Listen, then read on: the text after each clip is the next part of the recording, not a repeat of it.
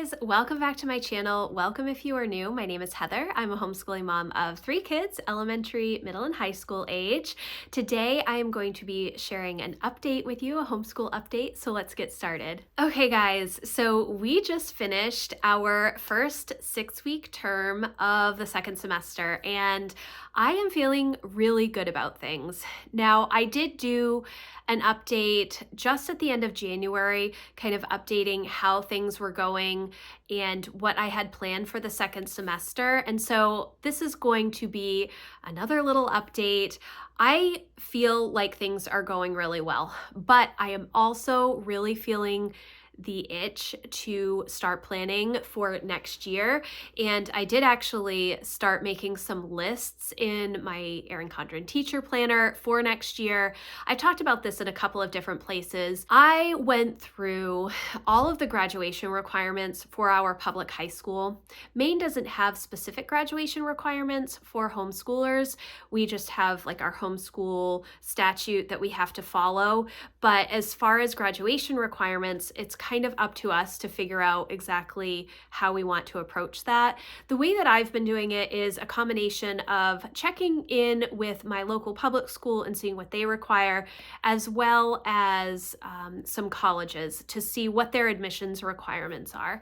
And so right at the end of our winter break, the beginning of January, I started to look into that information. And after going through a lot of that stuff, I realized that Emma only needs 1 English credit in order to graduate. She has enough credits, she has enough electives, she's fulfilled all of the requirements, the general requirements that most colleges have for history, English, math, science, all of that stuff, fine arts, health, all of the things she has already done.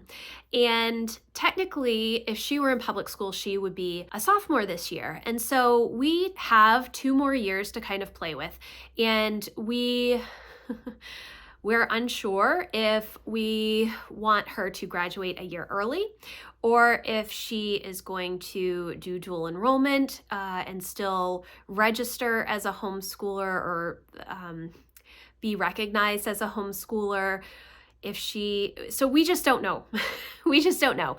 And that is a little challenging. So that has been a big focus for me over the past 6 weeks. Also trying to figure out the SAT, because right along we had been preparing for the paper SAT, and then they have changed now to the digital SAT, which we have not really prepared for, and there hasn't been a ton of information about the digital SAT. So I'm unsure how that's going to go, and we need to look for some books that prep you for the digital SAT.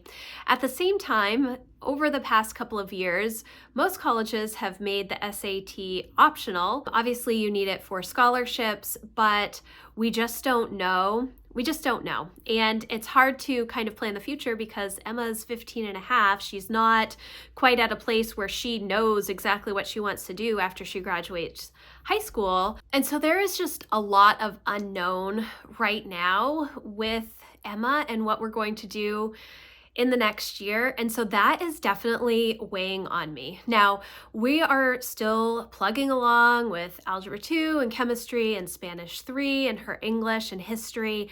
And she's doing a great job. She spent a lot of time working on sticker collections because she is still interested in starting a sticker business.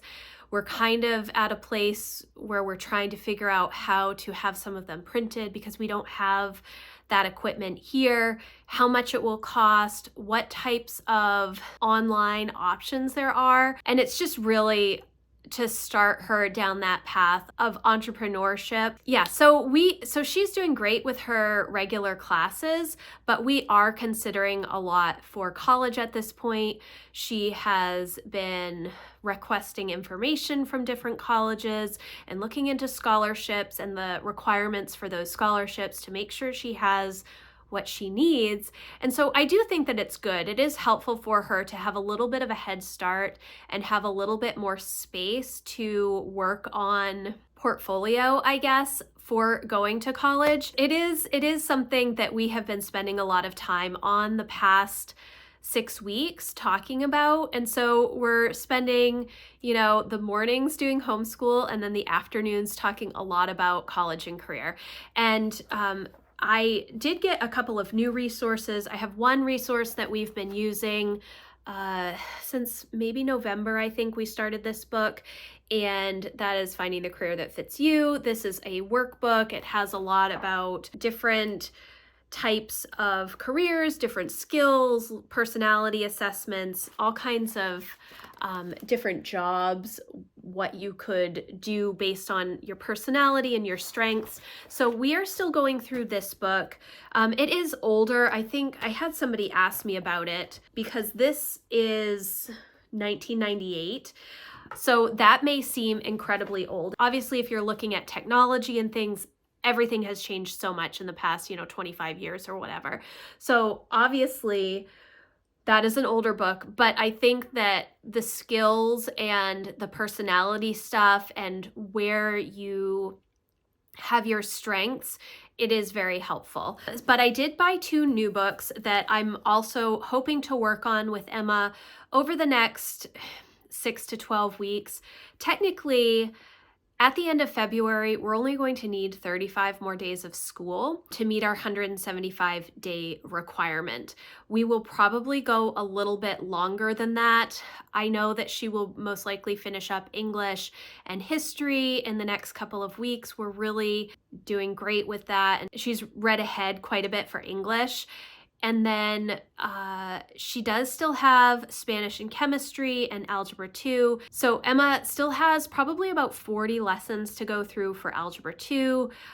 She still has probably like 40 to 45 for chemistry and Spanish.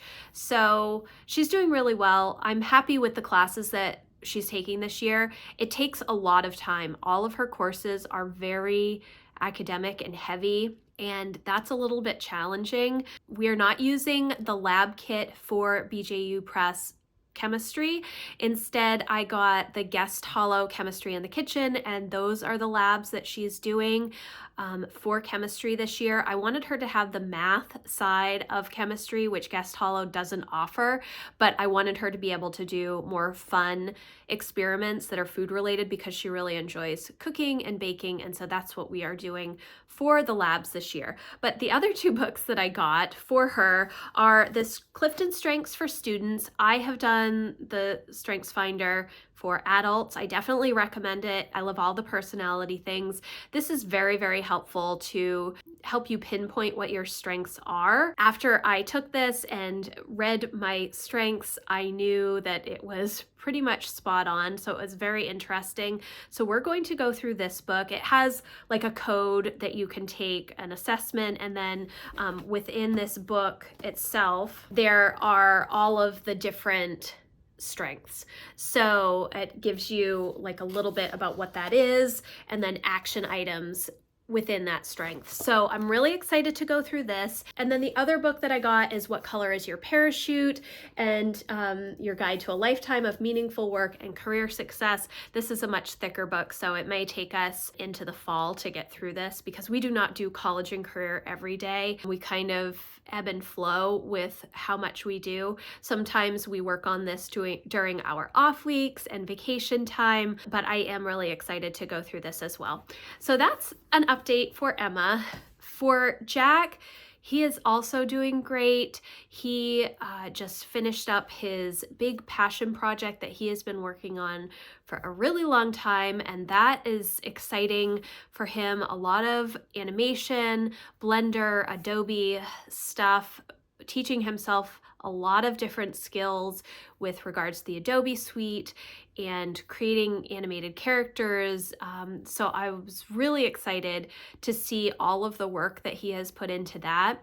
He has finished his Japanese from Zero curriculum. I did mention this, I think, in one of my Plan With Me videos recently, that he is going to be reviewing all of the first book that he has gone through over the next 6 weeks, potentially longer, depending on how long it takes him to go through that review. I want him to just be able to be really strong with those core things that you need to know for Japanese, of which I know none. He has done a great job and is working through this from zero program. He's learned so much. He is very attentive. He is learning to write all of the characters, and I think it is amazing. It's very difficult for me to help him because I know nothing about Japanese. But what he has done, he is doing really well. I don't know if we are going to roll right into the level 2 or if I'm going to wait until July when we start all of our new curriculum for him to start that level 2.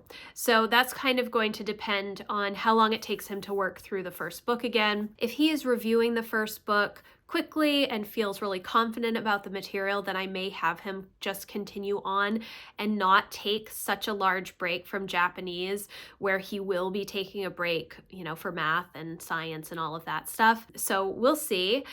For science, he has been doing this semester the science book called All You Need to Know About Science in One Big Fat Notebook. I love that entire series. It is so helpful and useful for middle school and high school. They have a bunch of high school books as well. This science book is more general science, and he just does a chapter a day and then answers the questions at the end in a notebook, and that is how he has been working through this book. We did a lot of physical science in the fall, and once I finished up all of those units, I wanted obviously for him to continue doing science this second semester. So he's doing that and it's going great. His English is going great. Both he and Emma are also working on research projects. They started right at the end of our 6-week session and will continue through the next 6-week session to complete those research projects.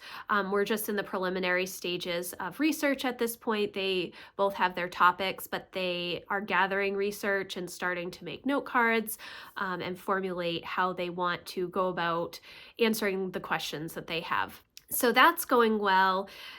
Jack, I think, is almost done with all of the reading that I have for him. I have to go through a few more books and just see if I can get a couple that he will enjoy. He started reading a Brandon Sanderson series, it's either YA or middle grade. I'm not entirely sure. I will leave a link for the first book in the description box. He really liked that book, and I'm unsure what I'm going to do next year for English for him. We've struggled the past couple of years with English for Jack. He's doing level 100 this year, and that is freshman level English, and he's doing a great job with it. Some of the books he hasn't been a huge fan of. I've considered, and I took a few books from level J that I thought he would enjoy, which is more fantasy and science fiction. If you've not done level J, that is my absolute favorite Sunlight level that they have. I think it could easily be used as a freshman level world history and English class. I think the age range is 13 through 15, but it is really good. All of the books are really good. It's the history of science level that they came out with a few years ago, and it's my favorite. It's definitely my favorite. But he has now read pretty much all of those books. So if he were going in line with the next Sunlight level, it would be level 200, which is classical literature. And Emma and I loved that last year. I don't think that I can get him to read Jane Eyre or Pride and Prejudice or any of those books. I don't think that that's realistic. So I could probably get him to read some of the Shakespeare. I think he would enjoy Twelfth Night, but everything else, I'm not sure. So I have to figure that out, but he's doing really great in all of his subjects. Oftentimes when I get into the second semester, there are a lot of things that I want to change or move around because I just get jittery. It's the winter months and I want to change things up. We never really drop curriculum, but we do move things around quite a bit. But this year I haven't felt the need to do that with Jack or Emma's resources, and that's been really good. The only thing that we did do when we started back up with homeschool second semester was to switch the spine for Jack's history from America the Last Best Hope to the Joy Hakeem books, and we much prefer the Joy Hakeem books. I think the America's Last Best Hope book is good, but it's just way too dry for history. And it was a slog for Jack and I to get through it the first semester. So I'm happy to be back with the Joy Hakeem books. We have great discussion. I think things are going really well. So I'm really pleased with how Jack and Emma are doing for school this semester. Lucy is also doing really well. I talked again a little bit in my last plan with me about how we are now working on the level 4 readers for her language arts, but we are still in the level 3 language arts curriculum. She is definitely slower with the writing and also with math, and that is totally okay. We are just slowing way down and trying to take it at her pace. She is doing great with her cursive and her spelling. Working on paragraphs this year has been a little bit more challenging for her to do it physically herself. She is really, really good at dictating stories and telling things that are going on in different books that she's reading or shows that she is watching relating to history or science or whatnot, and describing things to me. But that connection of just being able to correctly write it isn't there yet. And I remember struggling with this with Emma when she was 9. I was expecting too much of her when she was 9. I was expecting that she would be able to self-edit.